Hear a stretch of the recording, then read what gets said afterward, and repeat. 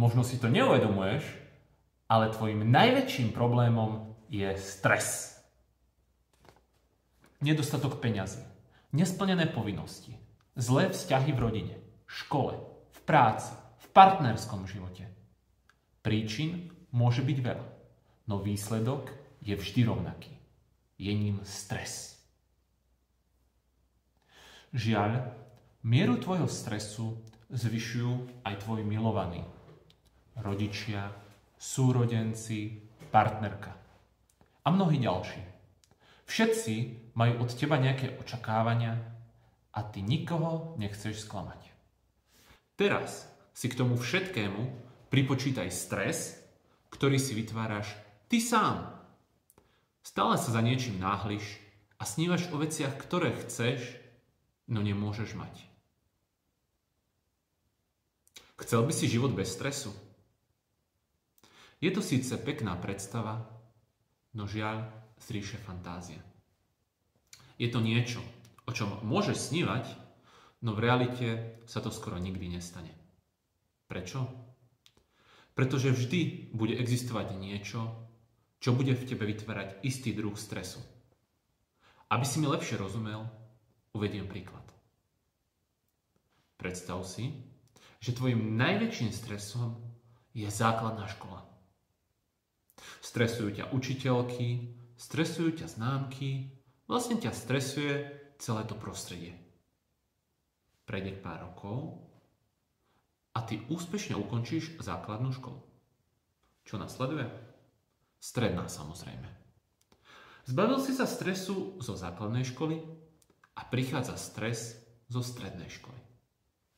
Zrazu zistíš, že na tej základnej nebolo až tak zle. Takto to ide pár rokov a príde maturita.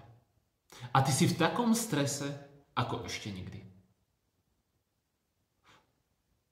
No dobre, predpokladajme, že si dostatočne šikovný a maturitu zvládneš. Ale čo teraz? Ísť na vysokú, zamestnať sa? Alebo začať vlastné podnikanie?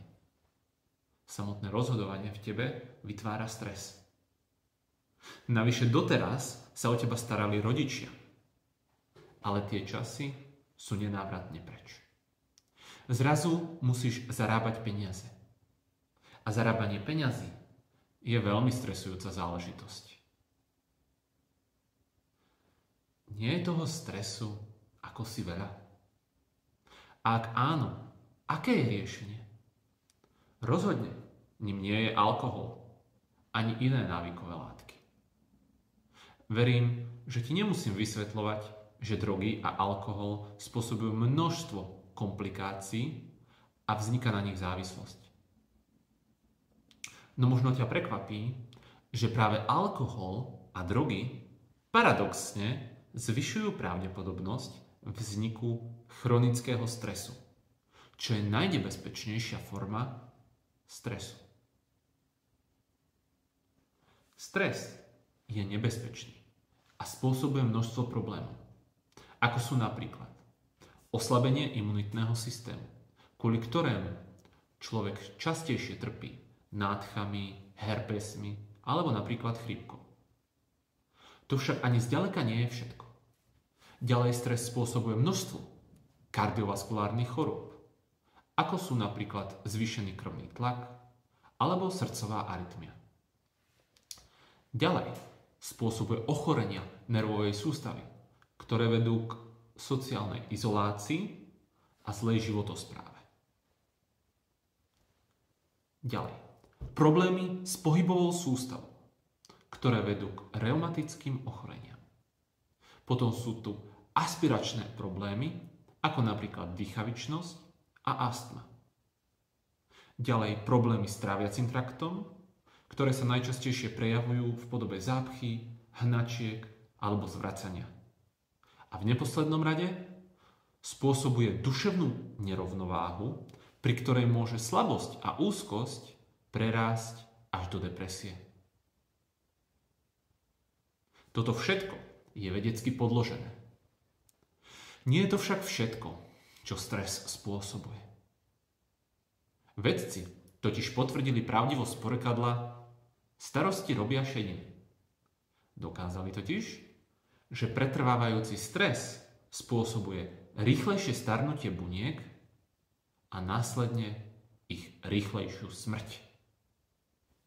Uznávaný onkológ Fred Goldman potvrdil, že ak by sa nám podarilo stresu vyhnúť, je pravdepodobné, že by sme sa dožívali oveľa vyššieho veku.